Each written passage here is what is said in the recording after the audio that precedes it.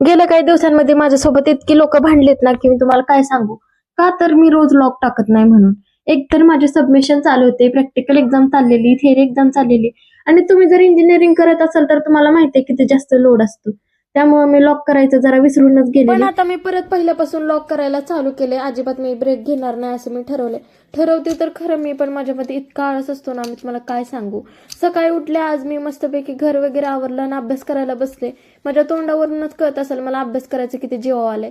अभ्यासाला बसलं की मला एवढा मोठा आळस येतो की काय सांगू. दुपारी बाई पण भारी देवा पिक्चर लागलेला आणि माझी मम्मी रडत रडत तो पिक्चर बघत होती आणि मी हसत होती तिच्याकडे बघून. त्यानंतर संध्याकाळी मी चाललेलं माझ्या भावाला शाळेतून आणायला आणि आज शाळेमध्ये सगळेजण बसवलेले बाहेर. त्यांचं काहीतरी ऍक्टिव्हिटी चालू होती. मग तिथं जाऊन बसले ते संपेपर्यंत.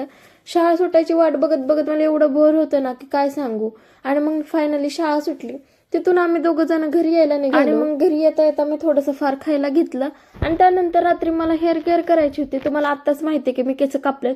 खूप जास्त मोठी केस होती माझी, ती मी कापून टाकलेत. आणि आता माझ्यात अजिबात हिंमत नाही की अजून मी केस कापेल. आणि माझ्या केसांचा मेन प्रॉब्लेम आहे ते म्हणजे स्प्लिट एंड. या स्प्लिट एंडसाठी मी युट्यूबवरती आणि रील्सवरती एक उपाय बघितला, तो मला खूप जास्त सिंपल वाटला.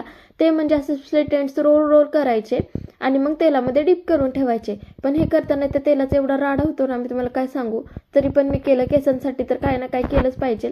आणि मग संध्याकाळी तोंड धुवायचं होतं. आता कोणी पण म्हणणार नाहीये की मला बाथरूम नाहीये का, बेसिन नाहीये का, किचनच्या बेसिनमध्ये काय तोंड धुती. एक तर असल्या थंडीमध्ये मी तोंड धुती, तेच बघा. एक तर तोंड धुतल्याशिवाय मला झोप लागत नाही आणि बाथरूमच्या फरशीवर पाय ठेवायची माझ्यात तर आता एवढ्या थंडीत हिंमत नाहीये.